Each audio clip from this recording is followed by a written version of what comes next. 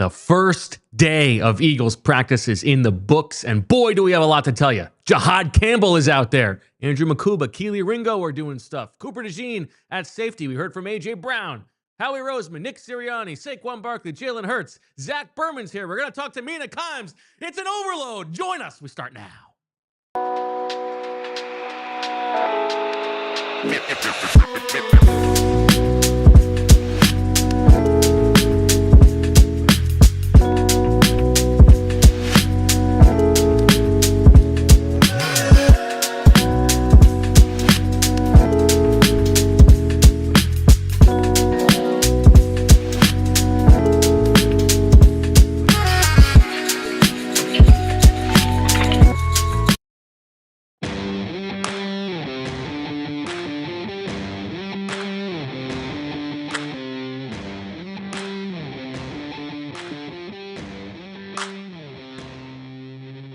Hello, everybody, and welcome to PHLY Eagles Show, presented by our good friends at Doodad Dental and TrueMark Financial. Bo Wulf, Zach Berman here, and listen, it's been like months of just making stuff up to talk about, and now we've got some real stuff to talk about. The first day of Eagles training camp is in the books. We've got a lot to tell you about depth chart machinations, who's practicing where.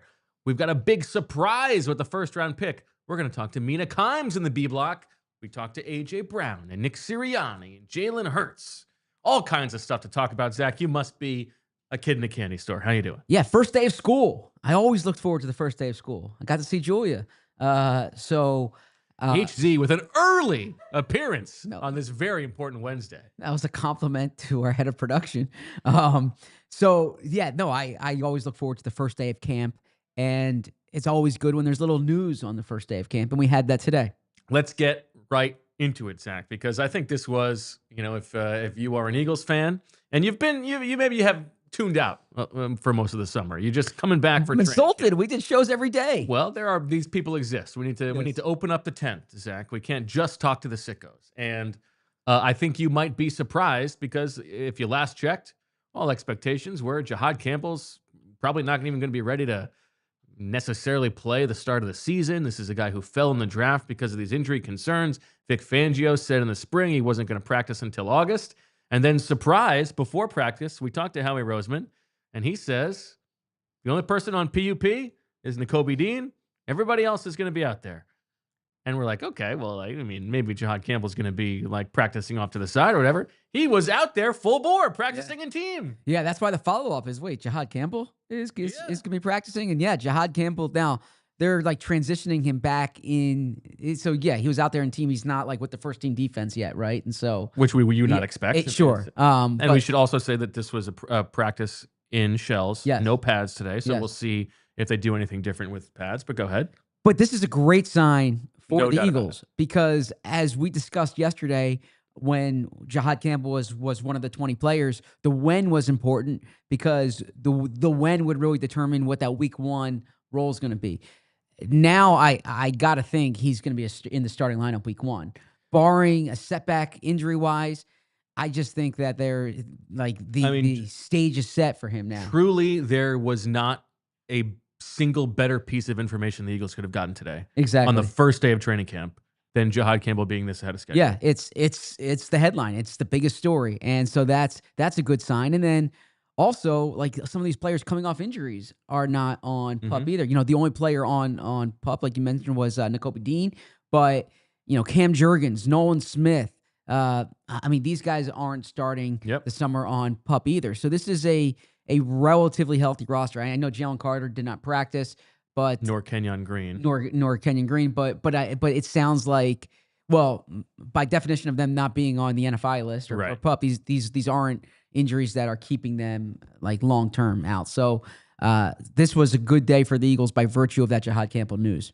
Now let's stick on Campbell here because this is obviously hugely important. So for today, it was still just Jeremiah Trotter Jr. Working with Zach Bond as the first-team linebacker. Jihaad Campbell was working mostly with Smile Mondin as the second-team linebacker. I thought he looked great. For one practice, you can tell that he moves differently. There was one play in particular that is already a snapshot in my brain. Danny Gray, it's 2s against 2s, is coming across the field. And Danny Gray has a little bit of juice. He made some plays in the spring. 4.340 guy. You told us last fall that he was the guy on the practice squad who was opening some eyes. And he comes into Jihaad Campbell's zone. He's got a pattern match and pick him up. And just with ease breaks up the pass and is like fully there with him athletically. And so there's a long way to go for him to prove to Vic Fangio that he's going to know where to be in all the right situations. But you even saw him sort of hanging around the edge a little bit too. Again, this is as good of tangible football news as Eagles fans could have gotten today. Yeah, I like the analysis there, and just to add to it, what stands out when you watch him too is the length, right? Yes. Like he looks different than a lot of linebackers do. It's almost like Tremaine Edmonds like in terms of the length out there. That's who comes to mind. So yeah, I mean, it was one practice in shorts and shells, like you said, but so I can't tell you, he's going to be a difference maker for them at linebacker. I just think at this point, it's a disappointment if he's not starting at linebacker unless there's a setback. And I think back to some of the shows with Fran post-draft when I said, I asked Fran, is the concern in NFL circles like when he returns or that this the is longevity, the right. longevity? And he said it was both, right? Yeah. And so, but if the concern was the when he returns, then this is a clear boon for the Eagles. And it's similar even to Landon Dickerson, right? Who fell in the draft coming off that torn ACL, and then he never practiced. But he was starting for the Eagles by week 2, right? Because somebody got injured. Yes. But my point being is that like if you're not like focused on you're getting the optimum health today, right? That's a good sign. Now let's talk about how things have changed here. You said it would be a disappointment if he's not starting week 1. I think I probably agree with that. Just in terms of like how much the needle has moved. Yesterday, you would have put his turkeys at starting in week 1 as what? I would say 50-50 yesterday. And what is it today? 90-10. I think that's about right. Yeah. So yeah, I mean, I think that it's possible that it's going to be something where, and obviously we will follow this over the course of the next month plus, but it could be something where there are certain packages. Maybe Jeremiah Trotter Jr. is involved in the defense somehow. But yes, I mean, this is absolutely good news for the Eagles. Agreed. Okay, let's move on from Jihaad Campbell. The number 2 person I want to talk about today, Kelee Ringo. Oh, okay. Who did you think I was going to go with? Cooper DeJean. Cooper DeJean. That's my number 3. Okay. Let's go to Kelee Ringo, number 2. Now, the position battle at corner opposite Quinyon Mitchell. And I don't give it a specific because right now Quinyon Mitchell is at left corner and Kelee Ringo and Adoree Jackson, when they're with the 1s, are rotating at right corner. But when they're with the 2s, Kelee goes to the left side. Mm-hmm. So I think that this is actually a nice situation for Vic Fangio where he is not only evaluating who deserves to be on the field between Kelee Ringo and Adoree Jackson, but he's also evaluating, okay, if it's Kelee Ringo, who should be on which side between him and Quinyon Mitchell. Kelee Ringo got the first crack at right corner today, but they rotated him and Adoree Jackson every other period. So the good news is Kelee Ringo got the first crack. Yes. We will talk about Cooper DeJean and where he was practicing in the base. I think you could make a case that was also good news for Kelee Ringo. The bad news is that Kelee Ringo had a tough day today. Yeah, twice he got beat deep. Yes. Once with the 2s, Terrace Marshall beats him deep on a nice throw from Tanner McKee, and one where like Terrace Marshall beat him pretty clean. Yes. And then with the 1s, when Keelee's on the right side, this one I don't think you worry about too much. Yeah. You know, Jalen Hurts throws up a nice back shoulder ball to A.J. Brown. A.J. Brown beats Kelee Ringo. That's going to happen to the best cornerback in football. That's fine. Kelee also gave up another completion to Terrace Marshall with the 2s against Tanner McKee. And so, listen, it's one day. You're allowed to have a bad day, but a bit of an inauspicious debut for Kelee Ringo.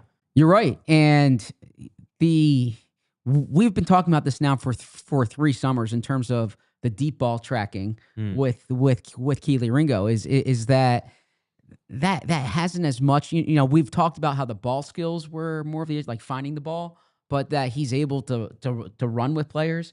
Right. He should not be getting beat deep. Exactly. Terrace Marshall beat him. Now, A.J. Brown, you know, that's similar to the conversation we had yesterday. Like I think you put it well. Jalen Hurts threw a good ball there. A.J. Brown is, as he says, the best receiver in the league. Yeah, and we will get to that. That's the play that, if Kelee gives that up, you're like, okay, that's fine. The Terrace Marshall ones, both of them raise a little more concern there because you want if it happens once, okay, but over a 65-minute I'm sorry, 65-minute practice, yeah, and it was showing up. Truly, it is. If I think we both imagine that the Eagles would like Kelee Ringo to win this job, the thumb is a little bit on the scale for him to win that job. Sure. The kind of thing that's going to get him to lose the job is getting beat deep by Terrace Marshall, and that's no knock against Terrace Marshall. But if you think about Vic Fangio's defense and what he cares about, don't get beat deep, please. And for it to happen on day one against the twos, not ideal.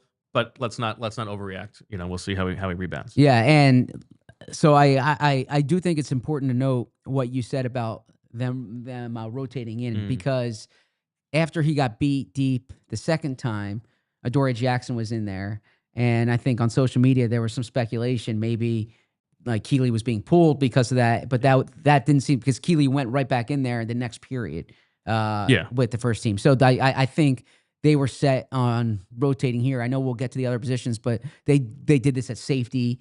They didn't do it at right guard, but at corner, it's pretty cut and dry. It's just every other period they switch off. Yep. Okay, number 3. You mentioned him, Cooper DeJean. And what's interesting here is the Eagles had several plays today with the first team defense when they were in their base defense. So 5 defensive linemen, 2 linebackers, 2 corners, 2 safeties. And Cooper DeJean, we knew he was going to be on the field in base defense. He's too good not to, but he was playing safety next to Reed Blankenship. Maybe Vic's been watching the exciting Mike. Yeah, well, thinks they've got good chemistry. Good point. Although the Eagles put out that video yesterday, I don't know if you saw, where they forgot their handshake with each other. Oh. Yeah, that's because they were doing the virtual exciting mics. And they, so they had to do, now that they're back in studio, that handshake will be like peas and carrots. I'm trying to think. What's handshake will be like peas and carrots. Things that go together. Boy. We'll be in sync. How about that? We'll be in sync. So, yeah, Cooper DeJean, this is something that Vic Fangio teased during the summer. Oh, I'm sorry, during the spring, that Cooper could play safety. And, the antennas went up. Safety? Yeah, safety. And then we didn't really see it during the spring.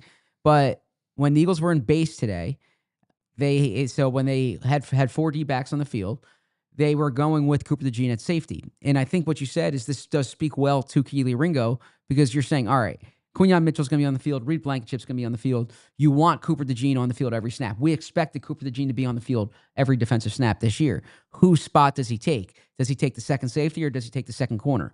The fact that he's in there over the second safety would give you confidence in that, or like the way they think. I don't want to say the Achilles heel, but the fourth guy in that secondary is probably the second safety more so than the second corner.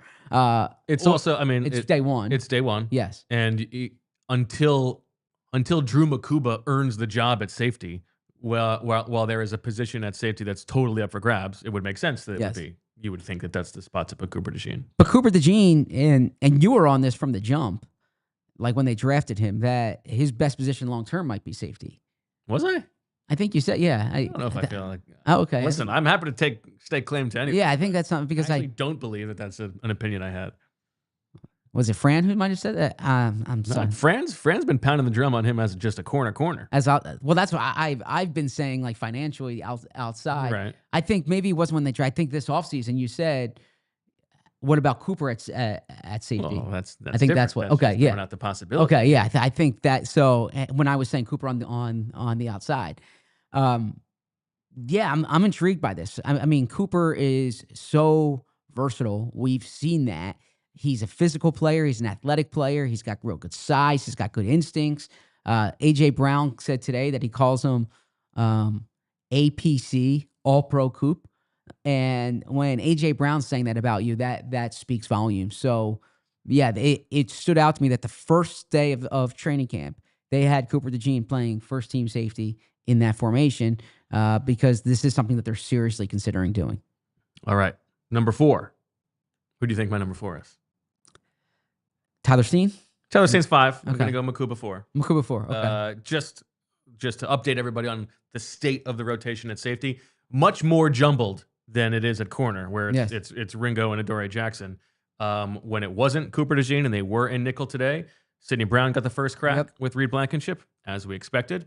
But later on throughout practice, we did see Drew Makuba work in there alongside Reed Blankenship. And then with the twos, you've got a rotation of Tristan McCollum's in there sometimes. Andre Sam is in there sometimes. Sometimes we got to see Makuba and Sidney Brown playing next to each other. So this one is just very much wait and see. Let's see how all these guys do. But I do think, if you're reading the tea leaves, the fact that Makuba is getting some reps day one, I think they would like him to win that job. You're right. And the reason I pause here is because I think back to last summer when I was like, all right, Quinyon Mitchell, they're not going to put him on the outside, or I'm sorry, they're not going to wait long before they put him on the outside. And they waited like a pretty long time before they put him on the outside last year. They didn't put him on the outside with the ones until week one. Exactly. Yeah. Right? So the lead up to it, that was only because Isaiah Rodgers hurt his hand. Sure. So that's why, like last year kind of threw me off. Last year was my first exposure to Vic. But in years past, when you have the rookie mixing in with the first team early on, it's usually a sign like, all right, go win this job, right? Like we're giving you these opportunities now, and then gradually you play it more and more. That's typically how it's gone with those high draft picks. Did you see anything from the safeties today in terms of? Not that I would say conclusively. Yeah, no. I didn't think there was much. Not that I would say conclusively. And how do you feel about Makuba? Just the way that he looks. Does he look slight to you? He's got those bright cleats. He's got the neon yellow. What do you call fluorescent yellow cleats? Okay, my son would love those. But how did he look? Yeah, he's not jacked up. Like he's not Sidney Brown. He's not Jihaad Campbell. He's not Sidney Brown now. I mean, he's not Sidney Brown. That's true. Sidney Brown's got a big frame for that position, right? More so than Makuba, but he does move decently. Okay. Number 5, Tyler Steen. You mentioned it. Tyler Steen took every rep with the ones at right guard today in individuals and in team drills. Kenyon Green did not practice. Mm-hmm. The second team right guard was Matt Pryor. I think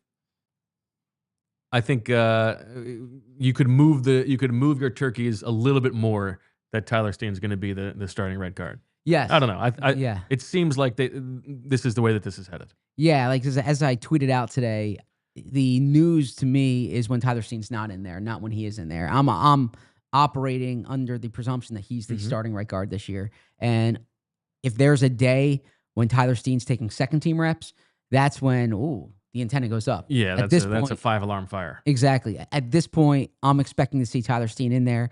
And as we discussed, Jeff Stoutland's history would suggest that he's looking for that synchronization.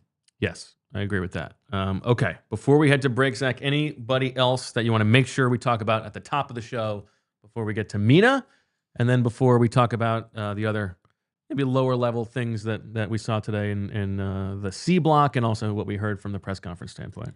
Yeah, well, just from practice today, Terrace Marshall, the counterbalance, the zero sum of Kelee Ringo getting beat deep is that Terrace Marshall popped. Yeah, Terrace Marshall jumped out there, and then you saw some Azeez Ojulari mixing in with the ones on the right side. As the day went on, I think that's exactly. more like a rep count type deal. Yes, but he's, I think, the next one up at that spot there. But no, I thought then there on the topic of Quinyon Mitchell, he was tight in coverage on A.J. Brown. There was that play down the right sideline. So my left when A.J. So this is like, look, we say Kelee Ringo. Big play. Yeah, Kelee Ringo, you deserve the benefit of the doubt here when you're defending A.J. When someone makes a stop against A.J., you're like, all right, great job by the corner. And so the ball was a little underthrown. This is pre-snap. Yeah. A.J. Brown described it after the fact, said that he and Jalen said 2 words to each other, and they knew that this was going to be a go ball. And it's a deep ball down the right sideline. And it looked like A.J. had like maybe a half a step. Yeah. And it's broken up by Quinyon. Great play. Now, the flag gets thrown by the official, and he calls... I didn't see the flag. Okay. He calls defensive pass interference.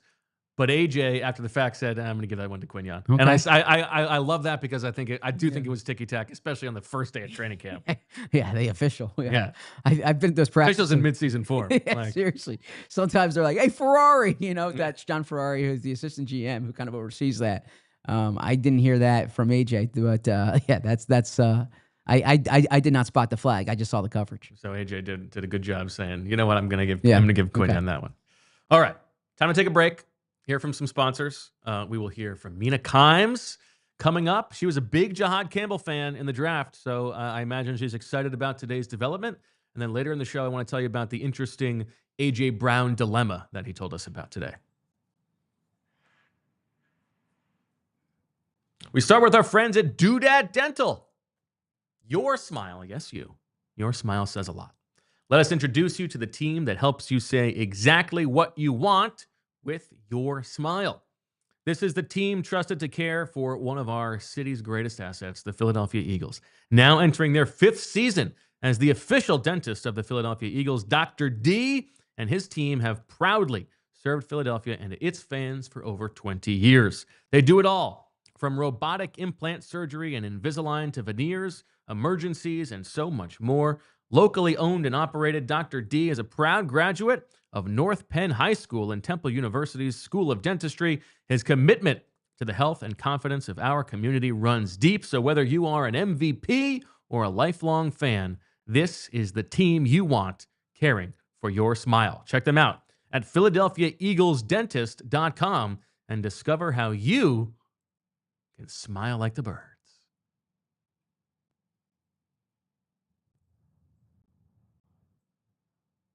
All right, friend, here's an impression of me from yesterday. Okay.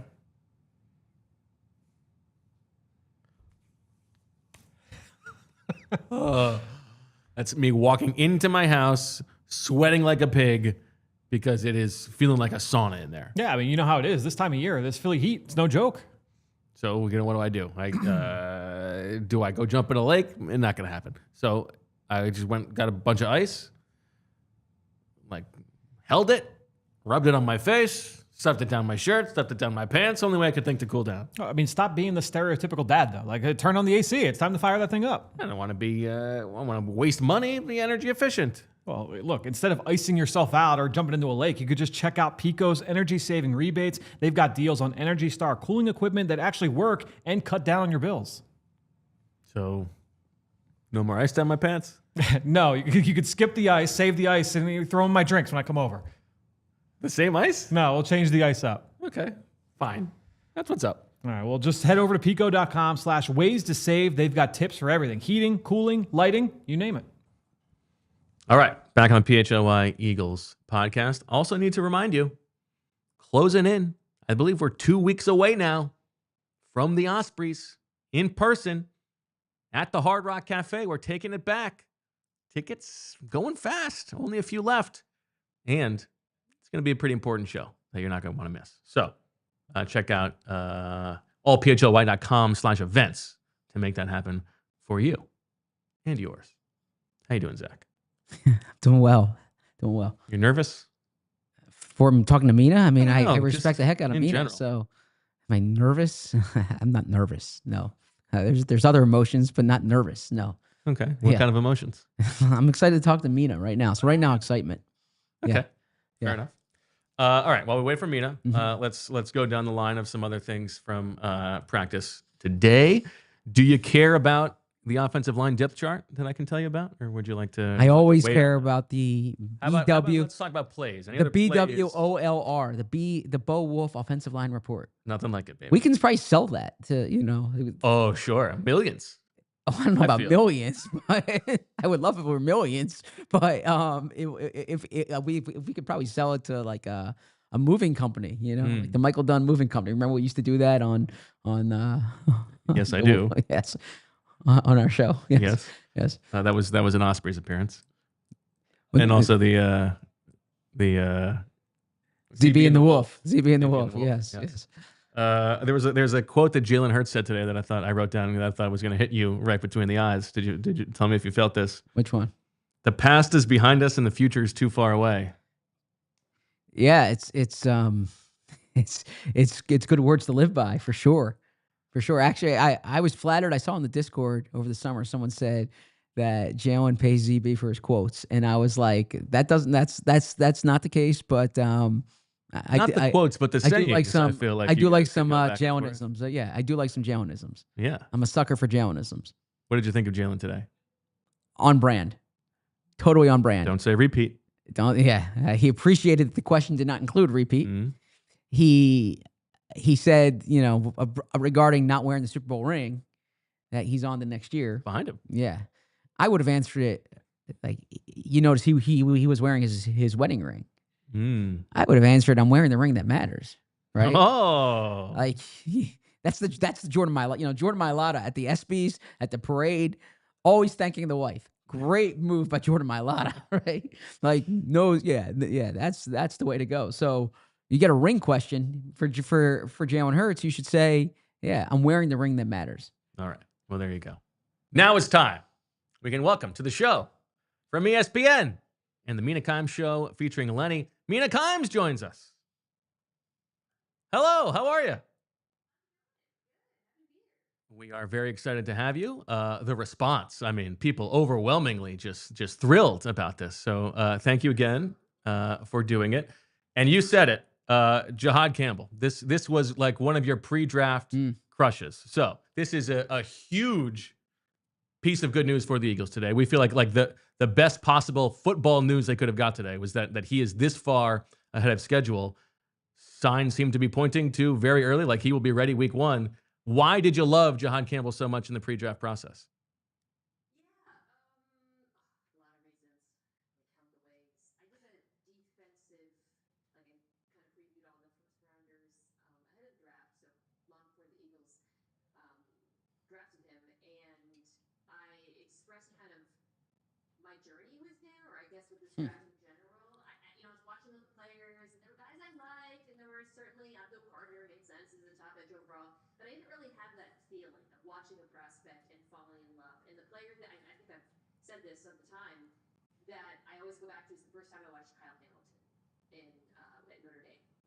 And then I got to Jihaad Campbell. I think I got to linebackers at the end, and it was like the first moment where I had that feeling. I'm like, oh wow, this is a dude, and I'm so excited to watch him in the NFL. I'm so excited to see how he's used. Whoever is getting him is going to get an absolute steal. And naturally, of course, when he tells the Eagles, I said, of course.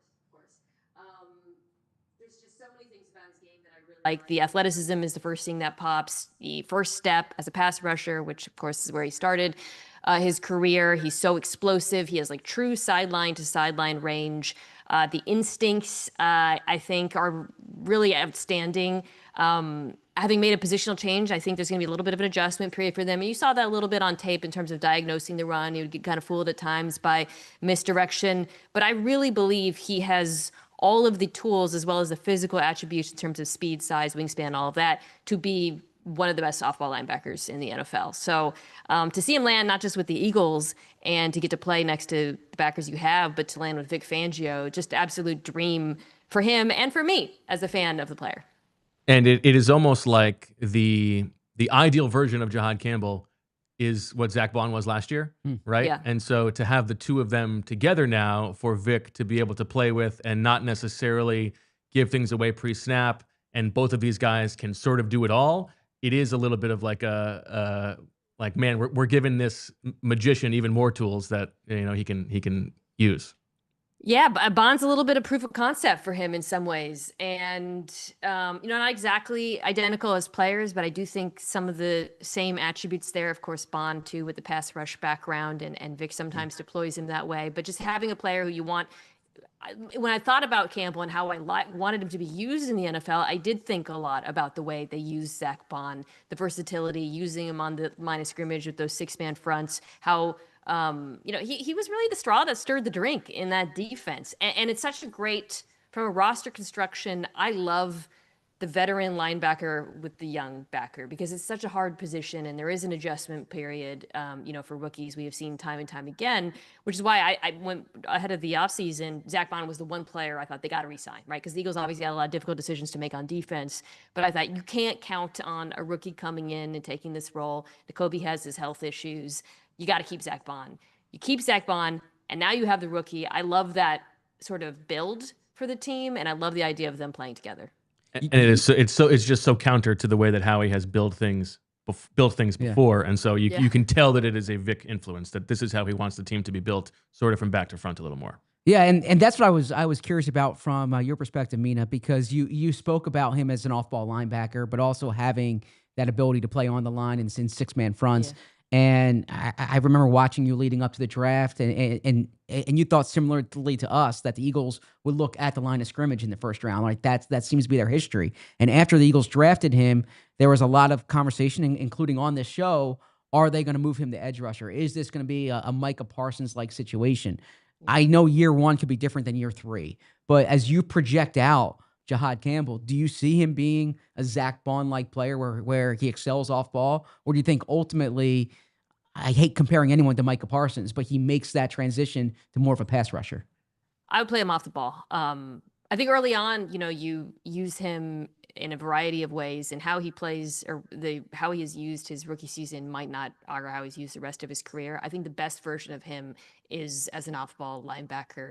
He's a good pass rusher, but I don't, certainly from in a lot of ways, he's not Micah Parsons, very few humans on earth are Micah Parsons. And I think because of the potential for coverage ability, you really saw it on tape at times. He's got great wingspan. I think I talked about the instincts. That's going to get better and better. I think, playing the run sometimes at times, it was just a little bit slow, but once he arrived, the knockback ability, the power, I think he's a really good tackler. It's all there. He has all the pieces it takes, honestly, to be a really, really elite, I think an elite off-ball linebacker. That said, you talked about it, I thought they would go line of scrimmage. I think he was just the best player available. But I agreed with that, obviously. But at that point, looking at the defensive linemen available in the draft, there was nobody who compared to him, in my opinion. And this way, if you start the season and maybe Hunt isn't quite the guy you thought you hoped he would be, maybe Nolan Smith regresses, it's okay, well, we can use him to add to the pass rush. He brings us that flexibility because it is something that is in his bag.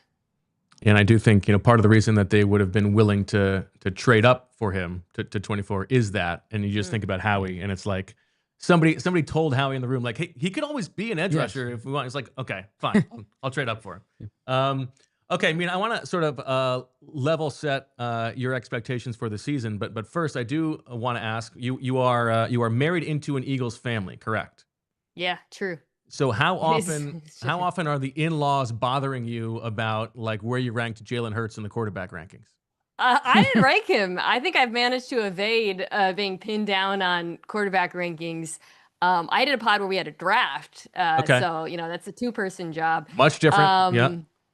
My in-laws are true WIP listener, wanted Nick's fired a million times, and now are completely angry at anyone who dare says he's anything other than a top 5 head coach. They are the prototypical Eagles fans. My kid, unfortunately, has a ton of Eagles apparel that's been given to him. They've really, we got to get him some. We got to get him some PHLY gear.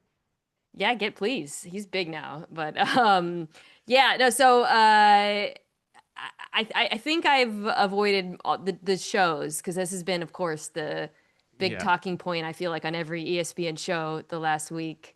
Fortunately for me, it's not really what we do on NFL Live. We're not ranking, so I get to evade as I am doing now. And what is your big picture, Jalen? Not where he ranks among the rest of the league, but what are the ways in which you would like to see him take another step, if there is one for him to take? Yeah. I think just consistency is the first thing that comes to mind. Can he be the guy throughout the entire season that we saw in the Super Bowl? That we've seen in every Super Bowl he's played in, right? I'm sure you guys would agree. I know everybody kind of only remembers the last football game that they watched these days, but there were ups and downs this season. Of course, there were reasons for that. Injuries, A.J. Brown's absence was tremendous, and I think understated, perhaps, when we talk about this team and we think about them. That's the player where I'm like, ooh, maybe Lane Johnson, but you really can't lose A.J. Brown. But that's a whole other conversation. So you just want to see more consistency. He's continued to develop every year, not just in the NFL, but his college career as well. That's kind of his calling card as a football player and what makes him so great. I think the change in play caller obviously brings about a set of questions, but not massive ones given the continuity on offense. So you just, my thing is with Jalen Hurts is just, okay, cool. If he plays at the level he played in the Super Bowl throughout the course of the season, there's no debate about where he belongs in terms of quarterback tiers. You just got to see it. I'm curious. A big a big point of discussion here internally with the Eagles is how to, I don't want to say repeat, but respond to a Super Bowl winning season, right? Yeah. And, you saw this firsthand with Seattle going from, 2013, 2014, and they were so close to repeating. And, no disrespect to Jalen, but, if you don't have Patrick Mahomes and Tom Brady, it's been hard historically to win those back-to-back years. He's probably more comparable to Russell Wilson at this stage of his career than a Patrick Mahomes. So from your observation, what type of obstacles do the Eagles have right now trying to get back to the Super Bowl, outside of the fact that it's obviously hard to win a Super Bowl? Yeah, I would say it's as much of a challenge for the front office as it is for the coaching staff and the players, because when we think about these dynastic runs and we look at the teams that have had success year over year, the two pieces in place seem to be either the quarterback who can win and elevate regardless, and then a front office that's good at replacing talent loss. When you're a good team in a hard-capped league, you're going to lose players, and you got to be able to rebuild and reinforce and add depth. And something obviously the Eagles have been extraordinary at drafting. Can that continue? Because we all talked about this at the top. You are leaning on now your defensive line depth. That's probably the biggest question of the entire roster, right? Can some of those young players who looked good in smaller samples, particularly towards the end of the season, step up? Ajuma. I'm saying it right now. Ajuma, right? This is a very interesting thing, and we kind of need to do like a Pablo Torre style deep dive into this, because it's been a different pronunciation guide each year of his career. Has it? Yes, it was. Okay. It was He hasn't Ojomo, and then it was Ajuma, and then very recently it's changed to Ojimo. Oh goodness, I like it when teams do they have the players do their own pronunciation on the player guide, and you just click on the website. That's the best way to do it. But anyways, he looked phenomenal, but in a very small sample size, right? So what are we going to get out of him? What are we going to get out of Hunt?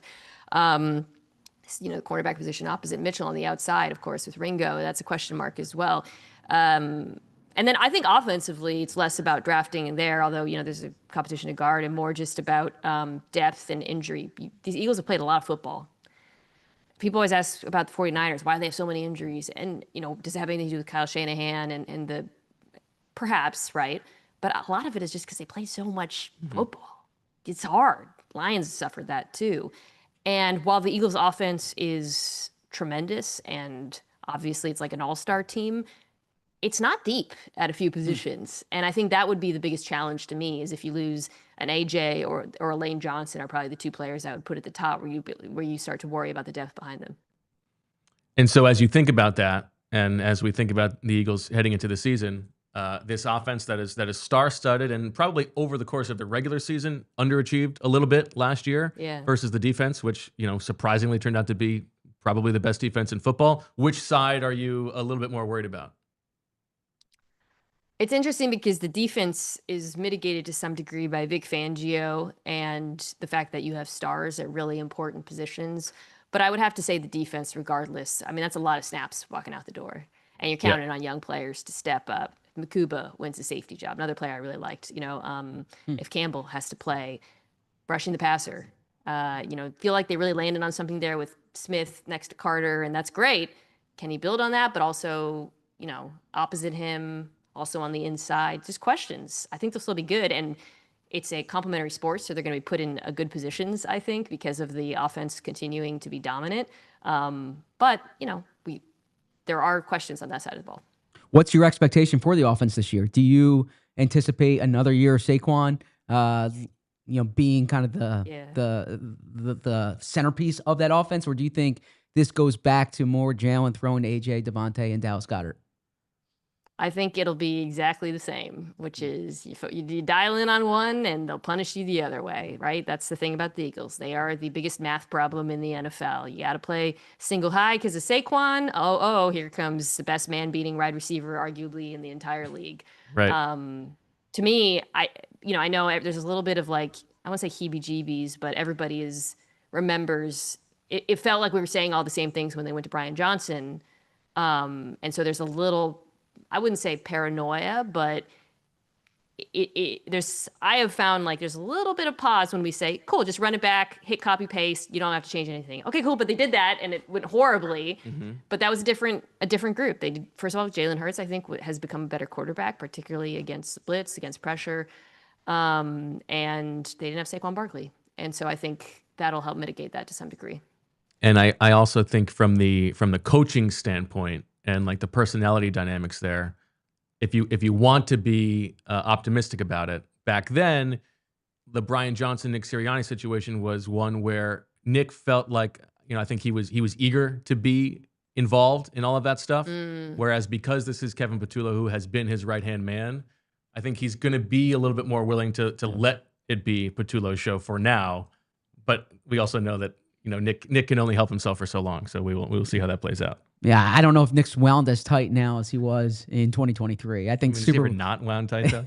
I think the Super Bowl helps you though, right? You can flex a little bit after a Super Bowl. Yeah. The last thing on that front, on just the math problem that the Eagles present, that we often talk about is, and this is one way in which Jalen could get better, is boy, when you have AJ Brown and DeVonta Smith and Dallas Goedert and Saquon Barkley, it sure seems like that fifth guy should be someone that the defense can't really pay attention to. And the Eagles throw to their third. Jalen Hurts specifically throws to his third receiver less often than anybody else in football. And I understand it. You should throw the ball to AJ and DeVonta, but it does feel like that is just one little area where I feel like they could get better. Goddard is one too, where I think, last year disappeared and underperformed. There's injuries too. And it's such an opportunity for him in this offense because of everything else, right? I think of him as kind of being the third dude. And I feel like I also wasn't sure if they were going to retain him. So to me, he has the opportunity to be the third guy. The fourth thing is Hurts rushing as well. Yeah. I feel like I got some blowback from Eagles fans when I said after the Super Bowl I was kind of astounded by how good he looked running, but I was like, I thought that was the most explosive he's looked as a runner. And again, injuries, all of it plays into that. But that's such an X factor in this offense, and sometimes it's been up and down how much of a factor that's been over the last couple years with Philadelphia. But that's always an option for them that can really, really punish defenses who overplay either Saquon or the receivers. All right. Well said. Mina Kimes, thank you so much. We look forward to this. We'll talk to you in 2 weeks. Enjoyed it. Great to see you guys. Thanks for having me. You too. Thank you, Mina. All right. Time to take a break. Come back and talk about what we heard from the press conferences today. Any other, I got to give you those offensive line depth chart notes and what AJ Brown said that I thought was very interesting. All right. Everybody look down. It's Empire Today time. When you talk about Empire Today, you talk about the flooring experts. They have no idea what's going on up here. They're only looking down, and they know what kind of flooring you need. They know because they're going to come to your home, check it out, and see what works in your space. They're not going to. This is not one size fits all type of flooring expertise, and this is not some big box store where the person working on floors was working on appliances yesterday. No. Empire Today is the place to go when you need help with new floors. And if you check them out today, we're talking about $350 off. With Empire Today, you get clear, upfront, and all-inclusive pricing. Plus, you can schedule installation as soon as the next day. Schedule a free in-home estimate today because some things are just better at home. PHLY listeners can receive a $350 discount when using promo code PHLY. You heard that right. A $350 discount with code PHLY. Restrictions apply. Visit EmpireToday.com/PHLY for full details. Whether your favorite team wins or not, there's always another way to win on the BetParx online casino app. Check out brand new casino games like Huff and More Puff and Fire Blaze Sky Queen, a BetParx exclusive. It's the only app that I ever use to play all my favorite casino games in the palm of my hand. My game of choice is blackjack, and I can play blackjack, but I can also play roulette and craps and poker and baccarat and hot online slots like Cash Eruption, 88 Fortunes, and Cleopatra online slots. You can play hot online slots based on your favorite streaming shows, Walking Dead, Squid Game, Breaking Bad, which I enjoy, and Peaky Blinders, and all your favorite classic casino games from wherever you are. New users, listen up. You will get up to $1,000 in casino bonus back if you're down in the first 24 hours. Go to betparx.com and download the app right now and enjoy all the action and excitement from the casino at your fingertips. You must be 21 and in PA, New Jersey, Maryland, or Michigan for Bet Parks. You love to play. You love to win. You bet. Bet Parks. Gambling problem? Call 1-800-GAMBLER. All right, Zach. Back to what we learned today. Yes. At the NovaCare Complex. What was the biggest press conference takeaway you had today? Well, there's the number one. I guess we should start actually with Howie and Nick. Yeah, they kicked things off. Was there anything worth? Well, yeah, I mean, it was the news of Jihaad Campbell but no, I mean Howie Roseman acknowledges that they have draft picks at their disposal that they can trade, that they can use. Right? I mean, he said they're expecting 13 next year. Was it 12 or 13? I think he said 13. 13, yeah. And so I did ask him about his tolerance for playing younger players compared to external reinforcement, because this is something they have, whether it's safety, whether it's edge rusher, spots where there's going to be new starters. Like Josh Sweat's not walking through that door. C.J. Gardner-Johnson's not walking through that door. And there's a little more depth at edge rusher. It's a more important position, but these are spots where the Eagles could, in theory, add veterans, and we've seen that in the past when there's been, after 2 weeks of camp or so, or even, C.J. Gardner-Johnson was cut down day back in 2022, and he said that they talk every day during the season, during the off season, about upgrading the roster. He said if there's someone on the street who's better than their 90th player, they're going to bring that guy in, which is that's part of what makes Howie Howard. No. Yeah. By the way, the reason they had to sign a defensive tackle because of whatever Jalen Carter has going on. Yeah, you called it. Well, I mean, you were right. Well, yeah, but you were right. That's like when I predicted the Zach Bond thing on that day. You were right. Again, you deserved credit for that, even though you then predicted a different day and you backed off of it. But no, you didn't need to waylay the show for it. But Howie made the point of mentioning, they only have 2 players in their defense over 25 years old, and they're going to play young guys. But he talked about how some of these young guys have either already had meaningful snaps or have played with these guys before, right? And so the Georgia guys stand out there. I think that is overrated. I agree there. I'm just kind of saying what. Right? Yeah. I know. Cooper DeJean and Quinyon Mitchell hadn't played together before, and boy, do they work together well. Yes. I think if you got good players, they'll be fine. Exactly. And I was listening to the show on the way home yesterday, or the way to work this morning, rather. And you made the point that the Drew Makuba pick is a big franchise. I don't want to say franchise altering, but you said this is such an important pick for the franchise because of what it means for that position, right? So that's why safety. If we are sitting here on August 2nd, what day is August 2nd? That's a day when we have a show, right? August 2nd is it's a Saturday. So if we're sitting here August 4th and we're talking about Justin Simmons signing, then that's a bad sign for the Eagles, right?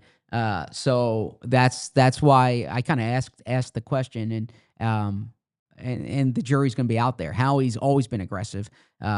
He traded for Jahan Dotson last year when it was clear that wide receiver 3 was a question. What's that smile? Nothing. Okay. Well, I mean, would it be a worse sign if we are sitting here on August 11th and talking about it? So you have Jihad. Well, look, I mean, the later it is in camp, the harder it is to acclimate. True. Sure. So Justin Simmons. So, anyways, let me just regroup here. He traded for Jahan Dotson last year. 2 years ago. He's very intentional about saying we've got these picks. Yeah. If I think we need to make an upgrade, I can use them. Yeah, 2 years ago, Zach Cunningham's the starting linebacker for them. They signed him in August. 3 years ago, they traded for C.J. Gardner-Johnson. So there are still options here for the Eagles. But I guess that's a takeaway from Howie. I thought the players were more interesting than anything else. To me, I mean, I love just hearing from AJ Brown.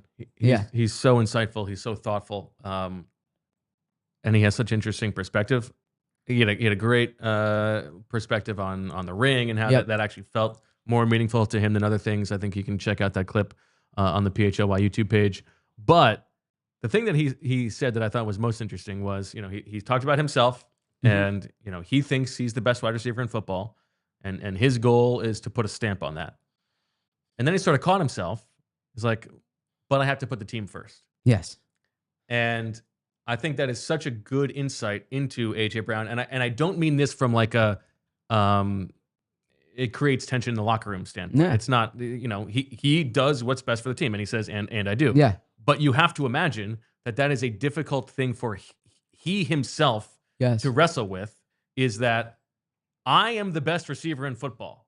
I could have 2,000 yards receiving if you throw me the ball. Yes. But that's probably not the best thing for us as a team. I have to take a step back, and that must be really hard for him. Like putting a stamp on it, if he has the best yards per route run in the league, that's there's no stamp there. Yeah, exactly. He doesn't get that, even if he is efficiency-wise the best wide receiver in football. But if he has 1,800 yards, then like that's a stamp. But that's not the way that the offense is going to run. Yes. I'm so happy you brought this up. We've been talking about this the entire offseason. And part of the reason why I said that they're going to pass the ball more this year, and it was perceived, because I read every comment, and I read the Discord, and it was perceived as me saying like AJ and DeVonta are selfish, and it's like they proved it. And I said, no, it's not that. They're prideful, right? And so like I don't think I've made this point over and over again. I don't think these guys are just on the team to block, right? Like they want to be. AJ views himself as the best receiver in the league. And so I asked the question today after he said that, how do you demonstrate that? Mm-hmm. Is it with statistics? Is it with all-pro appearance? What's like the measure? And he said that he can't even like judge the critics. It's what he knows in his heart. Mm-hmm.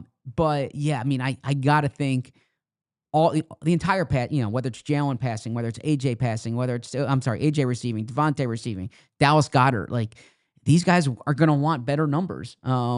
And I don't blame them. Like they're that good. And if you just think about it intellectually, it's probably not good if they give the ball to Saquon quite as much as they did last year, right? You don't want to overburden him and overwork him necessarily.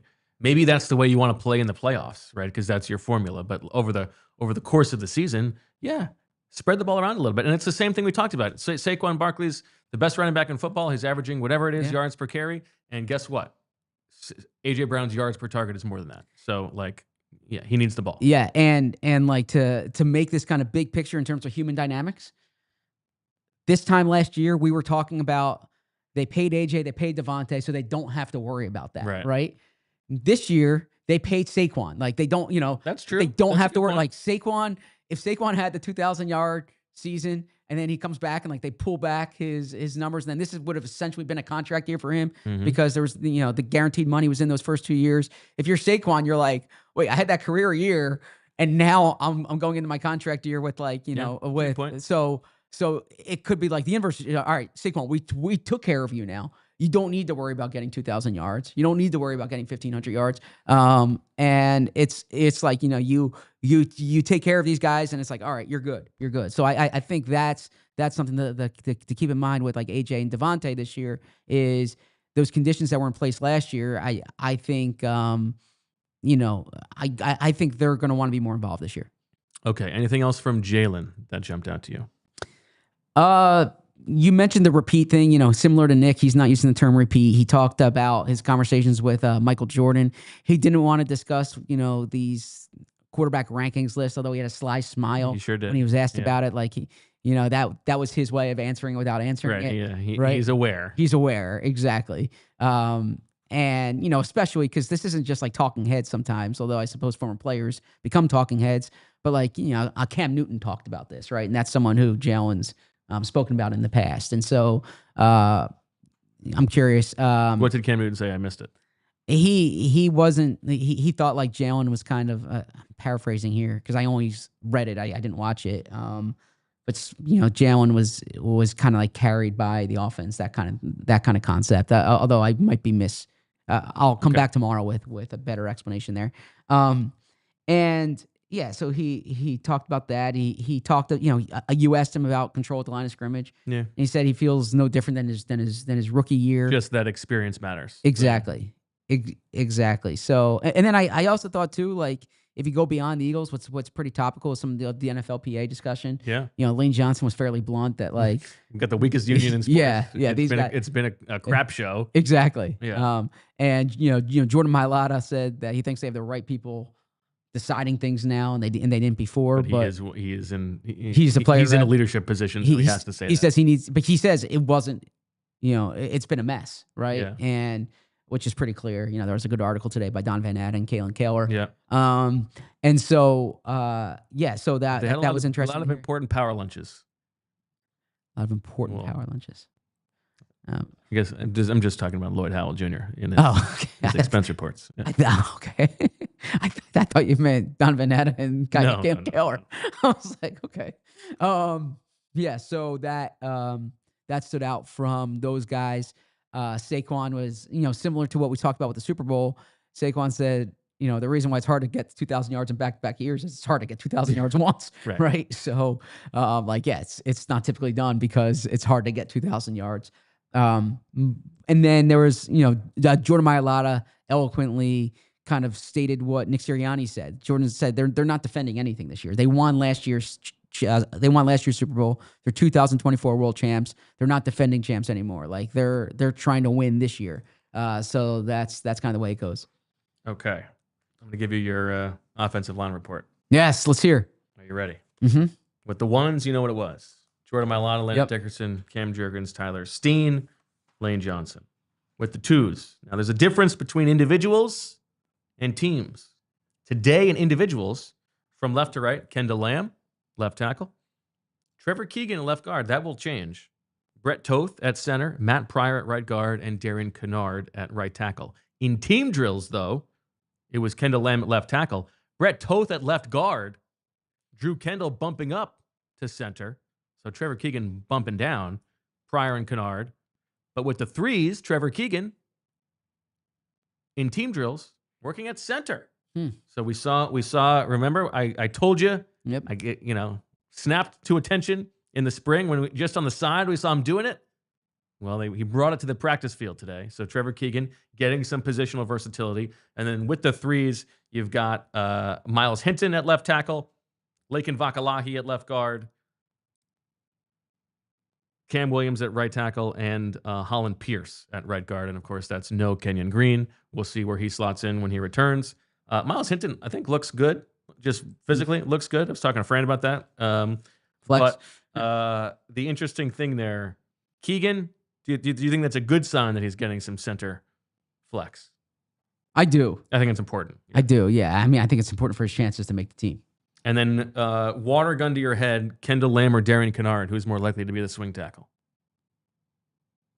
Water gun to my head. I mean, let's call it the belly button. We don't need to be taking well, regardless. I would lean toward Darian Kennard because Kendall Lamb strikes me more as a practice squad guy. Like you don't have to guarantee his salary. And then Darian Kennard you have up, but the whole reason that Kendall Lamb's here is to be a swing tackle. So right, but it could also be an insurance signing too. Sure. So yeah. I think you got it right. You got the right read there. Anything else depth chart wise for us to talk about? Depth chart wise, no. I mean, just in terms of like seeing Jason Kelsey was there at practice today. So you saw him. Speaking of Steen, by the way, Lewis Steen not involved, as we said in the spring, at all in the safety competition. Yes. So former first round pick pedigree does not resonate with Vic Fangio the same way it does with Howie Roseman and myself. Yeah, I think that's a Devin White situation where one guy is higher on him than the other. Yeah. That's Howie saying, hey, let's try to extract as much talent as you can. You find here. Okay. We don't have a ton more to do, but whatever it is we do, it will come in overtime. We do have, just as a reminder, a super chat we didn't get to yesterday. Yes, okay, I wanted to make sure. We've got a couple super chats from today and one from yesterday. We abdicated our responsibility yesterday. Punt returners. Anaya Smith, Cooper DeJean, Taylor Morin, Jahan Dotson, and who's 42? Warren Burks. No. Not is Elijah Cooks? No. Let me tell you here. Hold on here. Pulling this up. I should have these numbers memorized. I don't. It's bad job by me. Bad job by me. 42 is Jackson. Kyle's Gillies Jackson. Yeah, Gillies Jackson. Giles Jackson. Giles Jackson. I knew it was one of those guys. Okay. That's about all I got. Not a lot of big plays being made Yes. today on the other side of the ball. The good thing about training camps, they're back at it tomorrow. I know that's right. All right, let's get to the super chats. Let's do today first. Vinny T says Doug Peterson had a book deal and run it back vibe. Sirianni had no deals and avoids repeat like it's the plague. What's your read on the two head coaches post Super Bowl? Zach? Yeah, good question. Because look, for full disclosure, I wrote a story on allphly.com that I hope you all read last week, where I kind of got into this. By the way, this is my fault. I should have brought this up before, but you can read that story and every other story that we have on allphly.com if you become a diehard, and now is the time to do it. $36 for the whole year. It's a training camp special. You get Fran Duffy. You get Charlie O'Connor. You get Kyle Neubeck. You get Fran Duffy. Should be pretty good. Go ahead. And I'm going to have a piece up today on practice. So you get my work too. Oh, yes. okay. So I wasn't sure. So, and then I had a piece last week that I was referring to that you can read. Yeah, you certainly get the back catalog. I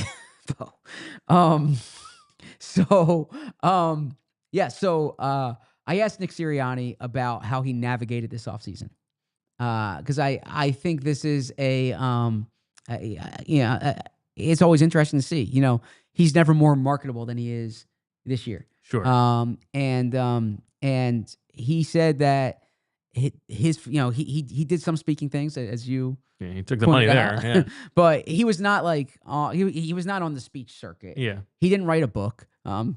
Thankfully for me. Because I think Doug Peterson and Nick Foles ate into some of my book sales in 2017. So I think the only books that are coming out are children's books. So I think the bookshelf real estate will be hopefully pretty safe. And we know how you feel about children's books. I love children. I read every night to my son and my daughter too. So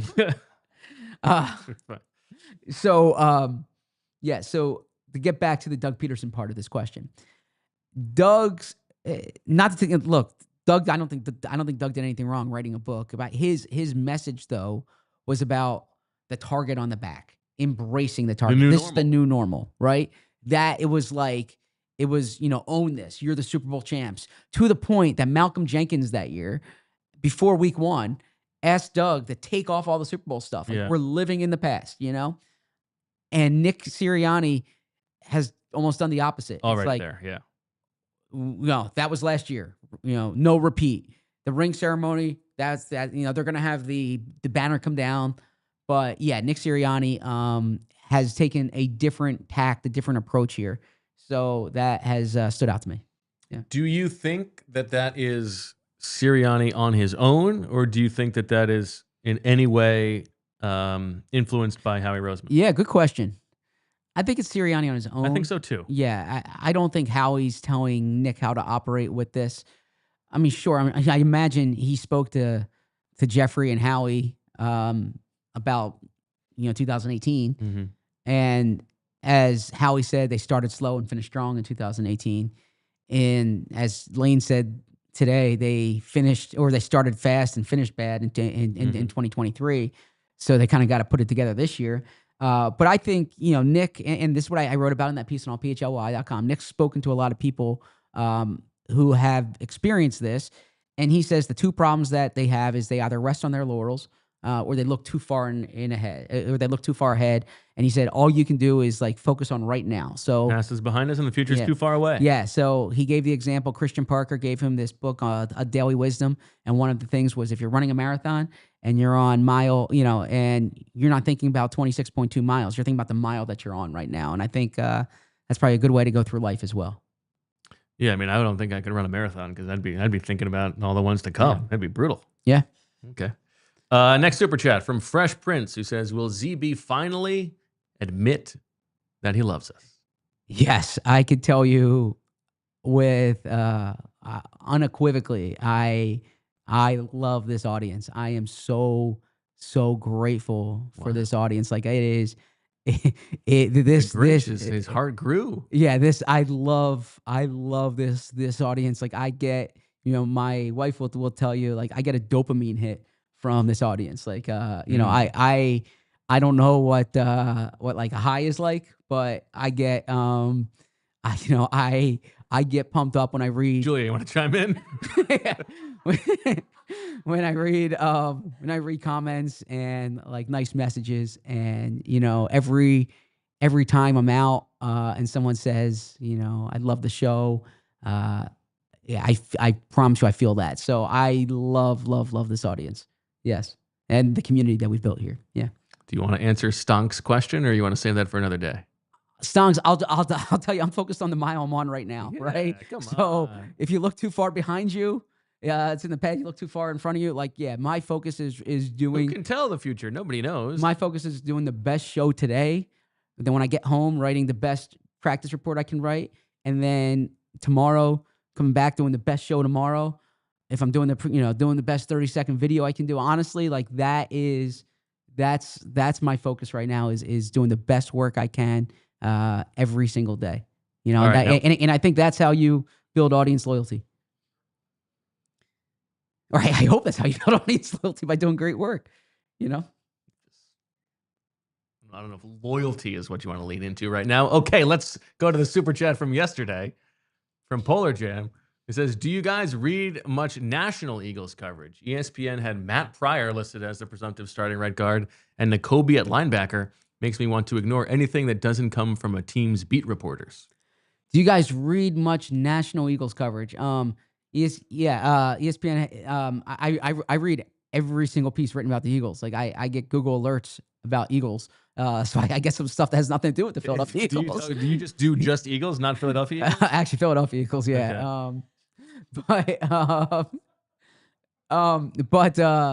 Yeah. So I read everything. Depth charts this time of year are hard to project, right? I think we've been pretty consistent about Tyler Steen. So yeah.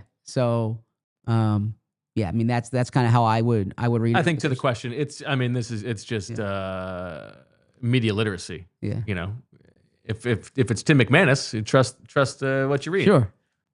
If it's something less informed, there might still be value to it, but it's not the closest thing to the source. That's okay. Yeah. Everybody's got a job to do. Okay. Julia, how you doing? Fantastic.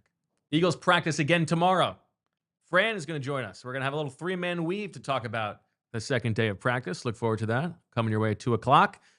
No practice Friday, but we will still be here, rest assured. And then the Eagles are on the practice field on Saturday. We will do a very quick version of the show that'll go up as a VOD, as it were, on Saturday. So we'll still got you covered. And then, of course, all this stuff on social media. So thank you to everybody for joining the show today. Thank you to Mina Kimes for stopping by. Make sure that you like the video. Tell your friends to subscribe. Let's grow this bad boy. And then remember, we're going to be back tomorrow. And one more reminder, $36 for the year.